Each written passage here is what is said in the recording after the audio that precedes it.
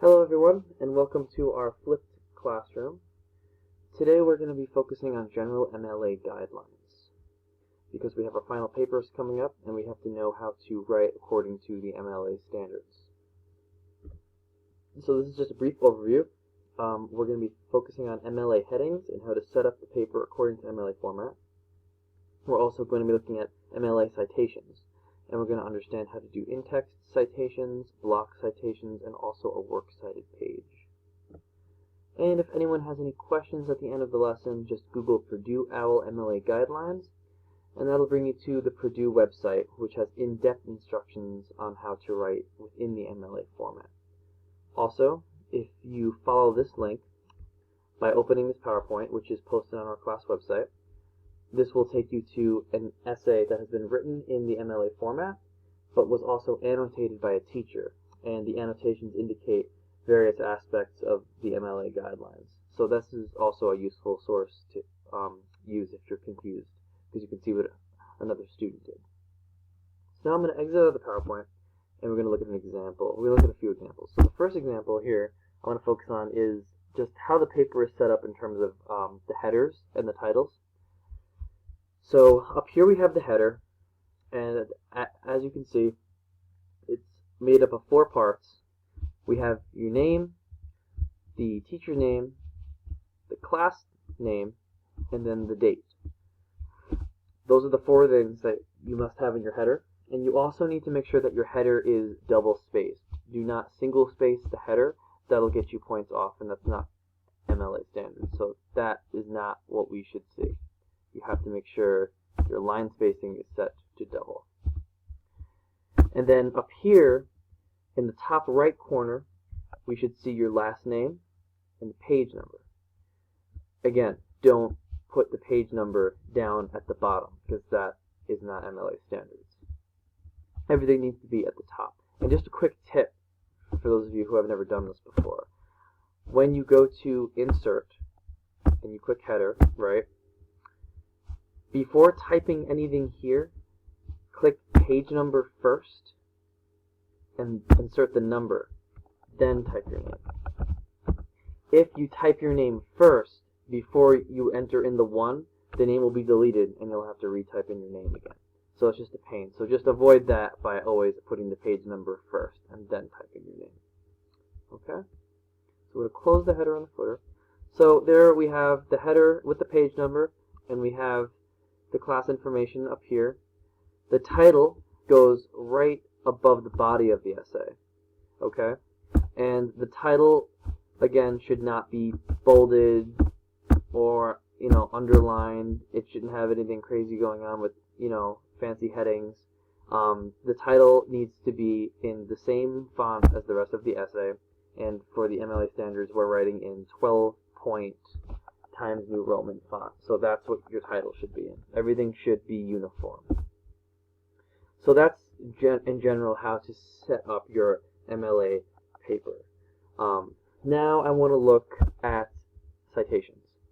So the bulk of the citations that you will be doing as part of this essay will be in-text citations, which are citations that appear in the middle of the essay.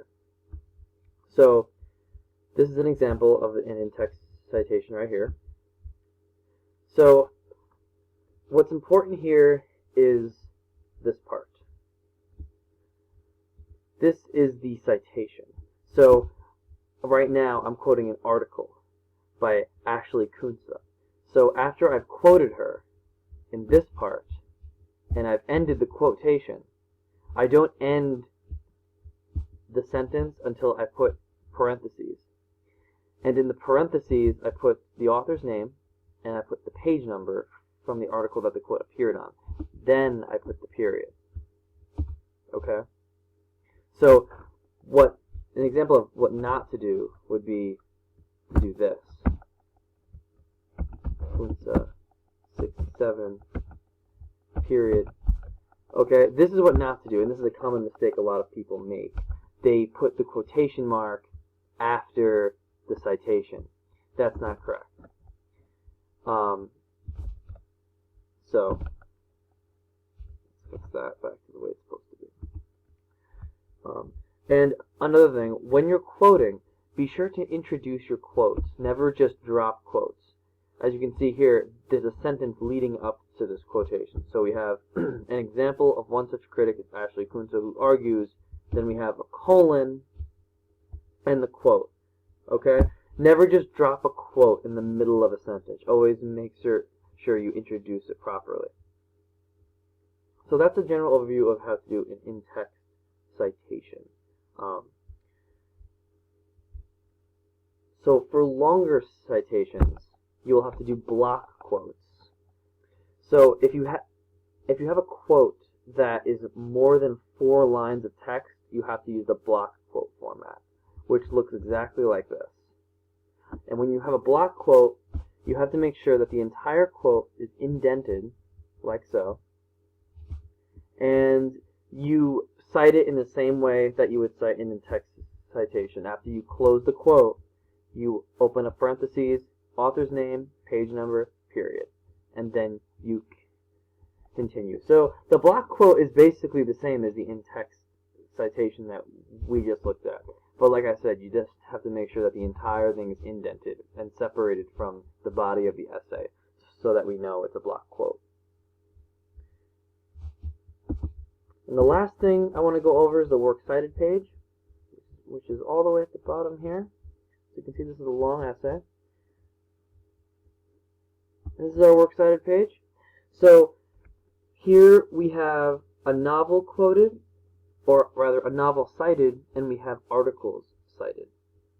So this is the novel, and as you can see we have, so the author's name, and it goes last name, first name, then the title of the book, and remember, books, films, they have to be italicized, not underlined. Articles, on the other hand, have to be put in quotation marks. They are not italicized. So, for the book citation, the author name, the book title, the publisher, and the city in which it was published, the year, and then the format. So was it a print or a web source? You always have to make sure that you specify if it's print or web. The articles are generally the same. It's just a few extra things to put in. You have the author name, you have the name of the article, and then you have the name of the magazine or publication that the article appeared in, and then you have the year it was published and the publisher. And then if it was a website, you indicate that it was a web source. And that is a general overview of MLA guidelines. Like I said, if you have any other questions, feel free to email me or go to Purdue Owl.